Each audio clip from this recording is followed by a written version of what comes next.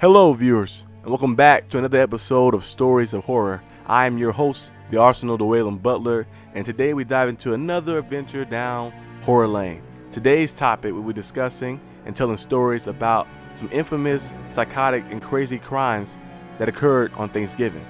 So sit back, relax, and enjoy the show. Without further ado, hit the intro.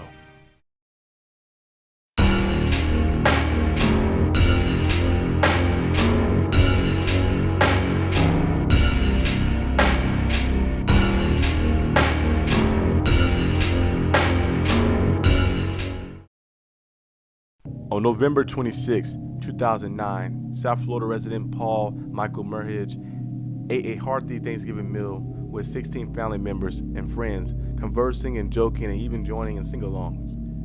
But after dinner, Merhige whipped out a handgun and executed 4 relatives, including his cousin-in-law, his twin sisters, and one who was pregnant. He also killed his cousin's 6-year-old daughter, and after the report said that he'd been waiting 20 years to do this crime. Merhige fled the scene, but was captured later and was eventually cut a plea deal for 7 consecutive life sentences to avoid the death penalty. Byron David Smith, a retired security engineering officer with the U.S. State Department, had dealt with his Little Falls, Minnesota home being burglarized several times in as many months. He installed an alarm system complete with video cameras aimed at several areas around his house. And then on Thanksgiving Day in 2012, he sat in his basement with a rifle and waited for the intruders to appear. The video from the day captures Smith moving his truck from the driveway prior to the break-in to make it appear as if he went home. Then an hour later, 2 teens in hoodies can be seen casing the place before entering the property. The teens were Elaine Kiefer, 18 years old, and her cousin Nicholas Brady, 17 years old, both of whom were unarmed. Smith was suspected Kiefer and Brady of being responsible for at least some of the earlier break-ins, and they were later suspected of a robbery of a retired schoolteacher that had occurred earlier that day. While Smith sat in his basement waiting, he had a tape recorder running.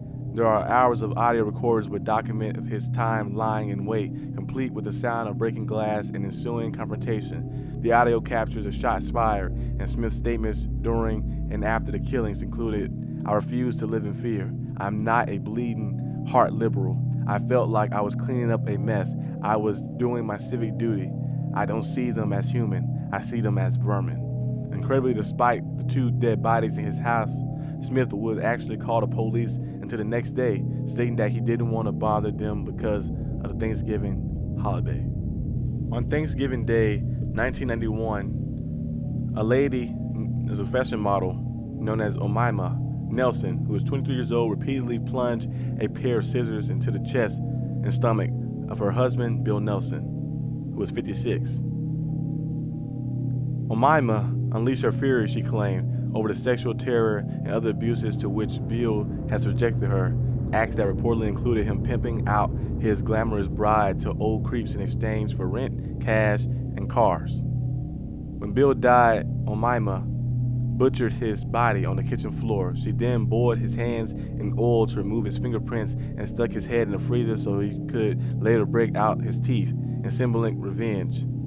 Omaima made a point of castrating her husband as well. As Omaima stuffed his body parts into the trash bags and fed others down her garbage disposal, it must have occurred to her that she didn't have anything to eat yet on Thanksgiving Day. According to the court documents, Omaima told psychiatrists she prepared Bill's ribs with barbecue sauce, put them in the oven, and then, upon sinking her teeth into her dead husband's glazed flesh, declared it's so sweet. At the time of the alleged cannibalism, Omaima and Bill had been married for less than 3 weeks. They have known each other for a total of 5 weeks.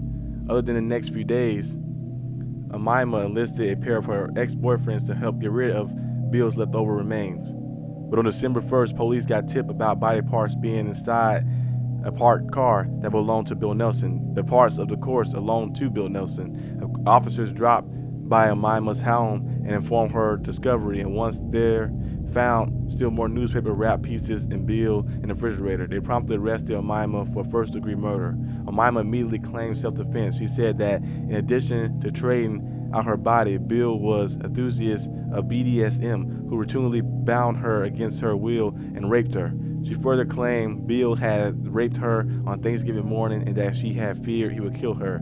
Orange County Deputy District Attorney Randy Pulowski countered the Omaima was a scam artist who preyed on men, specifically using bondage sex games to rob them. At the time of slaying, in fact, they faced 3 felony charges regarding 1990 incident in which she allegedly tied up an ex, slapped him around, and demanded money at gunpoint. Remarkably, the Omaima Nelson saga grew increasingly more sordid once it got to trial. First, a Omaima interview with the psychiatrist came to light, in which she detailed putting on a red dress, red shoes, and a red hat before prepping and cooking Bill's rib meat. Upon digging in the kitchen table, according to the doctor, Omaima declared, "I dig his ribs just like in the restaurant. It's so sweet. It's so delicious. I like mine tender." The psychiatrist asserted that Omaima was in a psychotic state when she offed and ate Bill, and added that in 20 years of his practice, he had never experienced a conversation with a subject so bizarre and so chaotic. In turn, defense attorneys painted a horrifying, heartbreaking portrait of Omaima's ordeal growing up in Egypt. As a child, she began subjected to female genital mutilation and submitted herself into loathsome sexual humiliations in order to survive. The defense also portrayed Bill Nelson as a sick sadist who tortured his wife sexually, physically, and psychologically when she adopted a kitten. For example, Bill alleged pulled the animal from Omaima's lap and moved in the car and tossed it out the window. Adding to the sensationalism, the courtroom walls were lined with photos of Bill's deep-fried hands, frozen head, and skinned torso, upping the tangery atmosphere. Even the further #1 movie at the time, which was Silence of the Lamb with Hannibal Lecter, a lot of people kind of stayed away and moved away from the case being too involved in the media.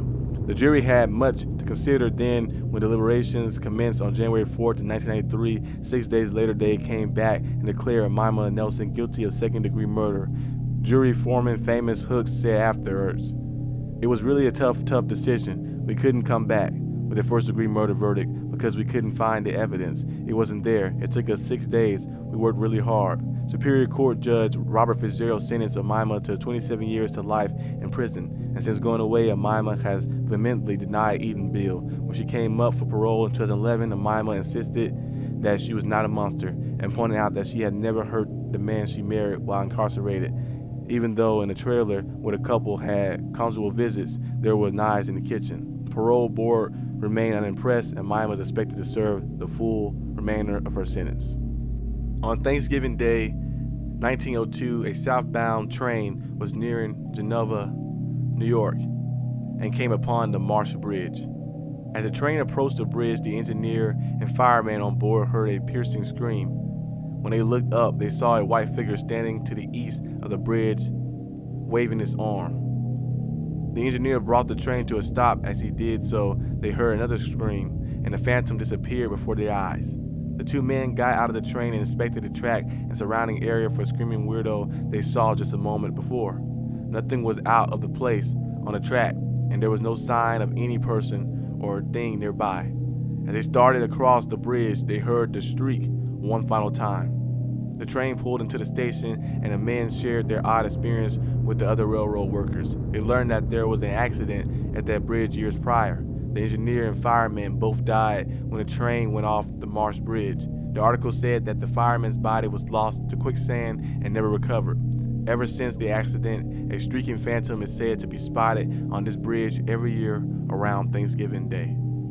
That is the last story we have for this video. If you like this video, leave a like and subscribe for more content. Comment down below and tune into next week for the next episode of Stories of Horror, which will be about a possession story of Latoya. About the little show about the demon's house based off the true story. We're going to dive into that and see exactly what happened and all the things that occurred in that story. So tune in next week for that video. But until then, adios.